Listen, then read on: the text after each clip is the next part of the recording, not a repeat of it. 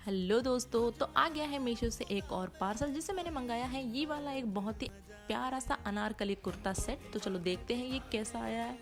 और देखो इसे, ये कितना प्यारा आया है। मतलब इसकी पैकेजिंग बहुत ही ज़्यादा प्यारी थी और इसको जब मैंने खोला तो मुझे यकीन नहीं हुआ कि 700 रुपये में मुझे इतनी प्यारी ड्रेस मिली है। मतलब इसकी पूरी डिज़ाइन जो भी इन्होंने बोला है वो सब कुछ था। ये 3 पीस सेट है और इसका साइज़, फिटिंग सब कुछ परफेक्ट। और जो ये इसके लेस है उस पे तो मेरा दिल ही आ गया है। ये कितना प्यारा है।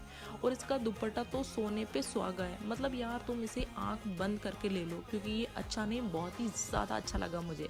आपको कैसा लगा कमेंट बॉक्स में ज़रूर बताएं। साथ ही वीडियो को लाइक और चैनल को सब्सक्राइब कर लें। मिलते हैं अगली वीडियो में। Bye bye.